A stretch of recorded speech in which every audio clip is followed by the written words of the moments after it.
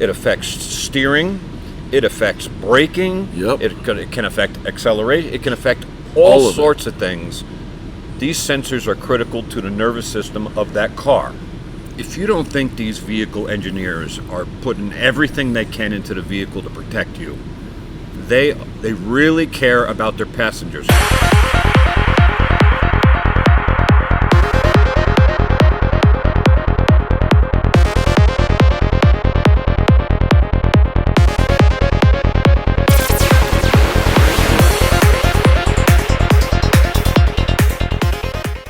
Hello everybody and welcome back to another episode of the Airing of Grievances. I'm Eric Rammer. That's Robert Grieve, and we are ever so glad that you are with us. If you have just joined us, the first time you've ever checked out our channel, we encourage you to click the subscribe button and then the notify bell. That lets you know that every single Saturday at 9:30 a.m. in the Mountain Standard Time Zone, we are dropping another piece of information for you, and today is going to be a great one.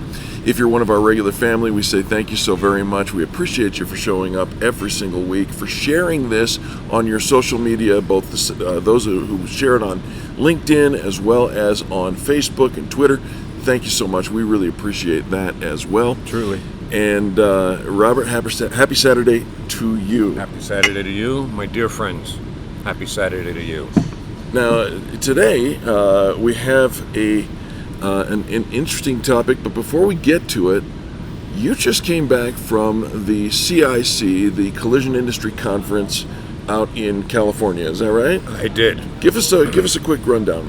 How'd it go? Well, it was amazing. It was amazing. So CIC and SCRS meetings happen about the same time. SCRS, the Society of Collision Repair Specialists. Yep.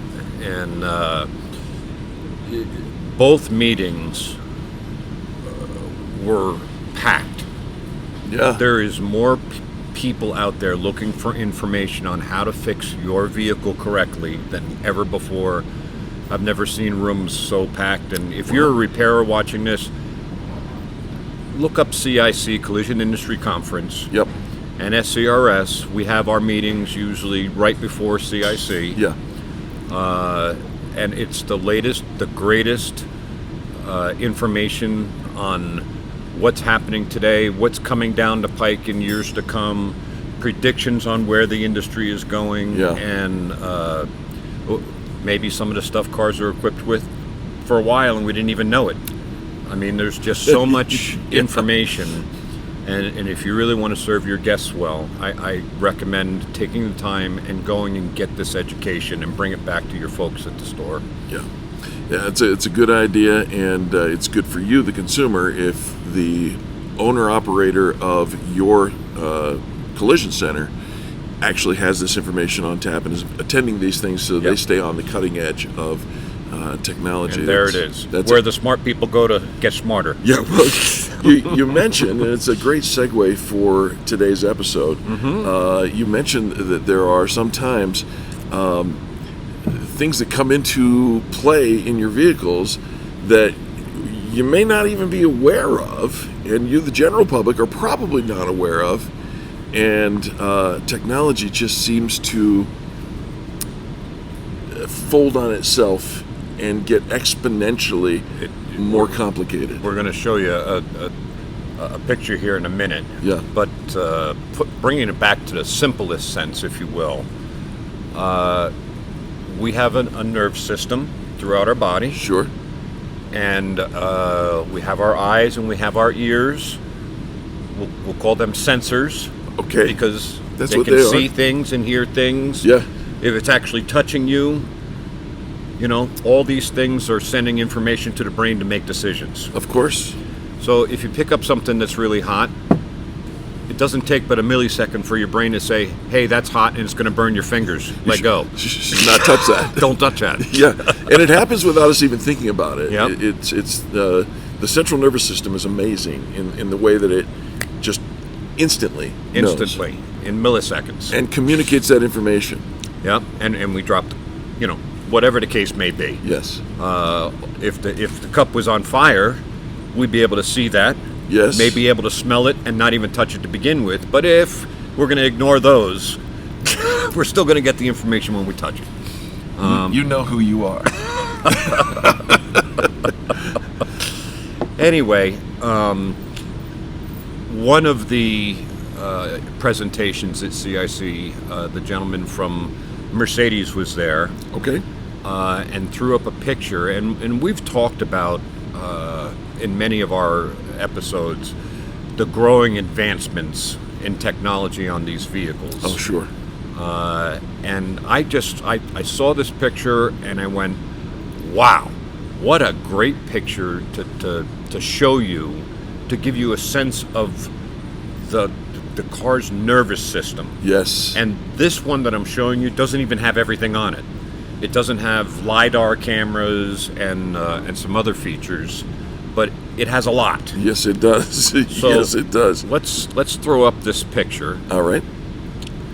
And that's a Mercedes S-Class. Holy cow. And every one of what you're seeing there is a sensor that is talking to the brain of the computer. The computers. I mean, yeah, right there, many there are computers. lots of them interpreting all this, but each one of those is a sensor. Yeah. Each one of those is communicating information that the computer or the brain needs to know. Yeah. In order to protect occupants, make the car ride the best, or understand what's going on around it. And so even if you just zoom into right on the front bumper, look at all those sensors. And a front bumper gets replaced very frequently. Oh, sure. It's where accidents go for vacation. Yeah, it just happens. Yeah. But look at all those sensors there that need to be attended to. Make sure that they were replaced exactly where they're supposed to, that they're bolted in exactly the way they're supposed to, that the wires are connected exactly the way they're supposed Sure. to. And that's communicating information to the brain and telling it, what's going on.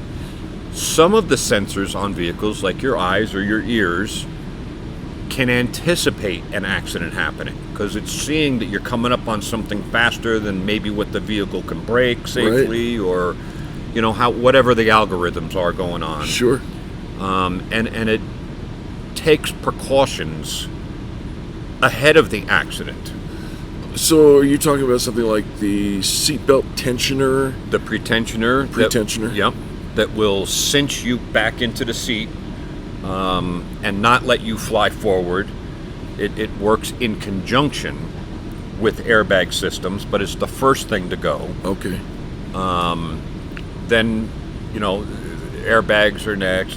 It's getting the car ready to brace you, the passengers, for what it feels is about to happen. Sure. Based on the information that it's collecting. Understood.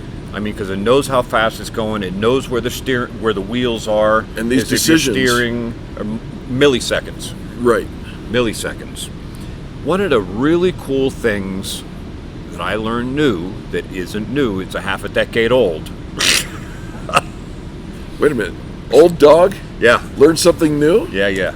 Do tell. So he mentioned it, and so I decided to do a little research on it, and we found an article from Wonderful Engineering, which I'm sure we'll put a link for. You bet. And this is just unbelievable what it does. So we've talked about seatbelts. We've talked about it's going to get you and the vehicle prepared to survive this crash. Right. That it believes is going to happen. Right. Which it has pretty good information. So this new feature is one of the smartest moves. This particular one is in Mercedes. The current version of the Mercedes E, keep in mind, this was 6 years ago. 6 years ago, right. The current version of the Mercedes E-Class sedans will provide the ears with a layer of audio protection using pink noise. Our ears. Our ears. So not just our face and our chest with airbags and, right, and keeping us, in and side curtain airbags and all the other things they're doing, applying brakes and, these cars today, if they feel like you're going out of the lane, will based on the information from all these sensors, Right. will correct you back into the lane. Sure. So it affects steering, it affects braking, Yep. it can affect acceleration, it can affect All all of it. sorts of things. These sensors are critical to the nervous system of that car, Yeah. and you need to make sure you're taking it to somebody that understands what that car has and what it's looking for, what information it's gathering, and are all these sensors back in place and calibrated properly and not just forgotten about. 100%. So back to the pink noise. Pink noise. Pink noise. Look it up. It's a thing. It is a thing. The pink noise is a burst of sound that will cause the muscle inside the ear to contract, thus cushioning the eardrum against the crash noise, which could potentially deafen a victim. Let me see if I understand correctly. We have an impending accident, a crash about to happen. Eminent.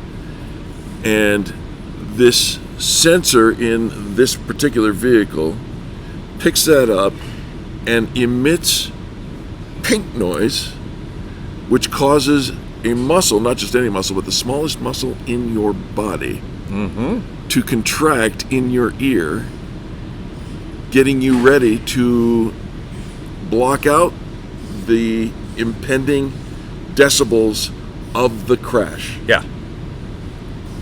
Wow.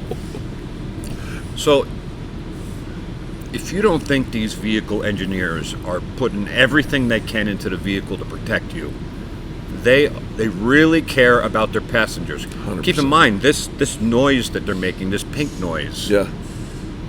doesn't only protect the driver, it protects everybody in the car. Right. So, I mean, just like some of the vehicles now have backseat airbags Yeah. that deploy, because the people in the front seat aren't always just the most important people. It's everybody's important in the vehicle. Take a look at this picture. That's a this- photo of the back seat airbags being deployed, having been deployed. It's crazy. Yeah. Wow. It's crazy. So, I don't know how to say that reflex. Oh, the stupidous. Yeah, what he said, reflex, I'll put it here. is naturally triggered due to loud noise, but the threshold is 100 decibels, which is quite damaging for the ears. The sound of a crash is around 145 decibels, enough to impair hearing at least temporarily. Even the deployment of an airbag produces a noise of about 165 decibels. So, knowing that our eardrums can be damaged, Yeah. somehow or another, this noise happens just prior to the deployment of airbags and the crash to protect your ears from getting damaged. You're familiar with the concept of noise canceling headphones. Now, it's illegal, I believe, in all 50 states to wear headphones while you're driving, but cars have been putting noise canceling technology inside their cars to cancel out road noise for a very long time. But this is not noise canceling in the sense that it's constant and ongoing, but at the millisecond before impact, this thing shoots out 80 decibels, safe to listen to, this pink noise that will cancel the negative energy that's about to take place and the decibels thereof. And this was talking about one airbag. There's 12, 13, 14, 15 airbags going off depending on the crash these days in a vehicle. You bet. At 165 decibels each. And interestingly enough, I found it interesting that in this article it talked about the percentage of people who suffer.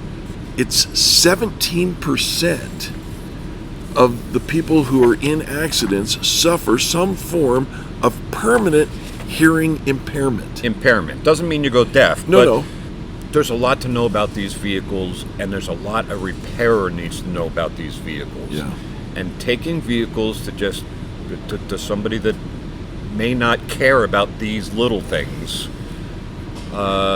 is something you want to be careful, and you want to do the right research and ask for credentials and do everything you can to make sure your car is going to be put back the way the manufacturer designed it, because they designed it really smartly. It's unbelievable, and I'll throw this picture back up again. This is the central nervous system of your car, Of that particular car, right? But you know, the idea is, it's not. We can't put the toothpaste back in the tube. It's going to be like this or more complicated. It'll be more complicated as time goes on. It'll be more complicated. And technology simply exponentially extrapolates upon itself. There are cars being made today that have a forward camera inside the dashboard looking at the driver and can tell if the driver is getting drowsy or is distracted, or and then sends a warning signal to say, hey, wake up, or wow. You know, keep in mind also the steering, if he's going off, he or she, you know, it's going to correct the steering or try to correct or shake the steering wheel or something. There's a lot going on in these vehicles. You need to find somebody who's going to make sure that they address that, and if you are in an accident, God forbid, they reset the system back to the way that the original equipment manufacturer suggested it needs to be set. Yeah. Wow. So that's what I got for today. That's a lot. That's a lot. Well, welcome back. We're glad you're back from CIC. Looking forward to you guys engaging with us. Use the comment section, if you will. If you're, of course, listening on a Saturday morning at 9:30 a.m., we're doing that. You can do it too. Chat with us live. We appreciate and enjoy the banter that goes on every single Saturday morning. And if you haven't done it already, don't forget to give the thumbs up. That tells YouTube algorithms that it's okay to share this with other people. So between them sharing and you sharing, we actually stand a chance of getting this word out, and that's hopefully really we brought you some value today. Yeah. And happy Saturday. Happy Saturday to you, my friend. To you, my dearest friends, happy Saturday to you. See you next Saturday. Have an amazing week.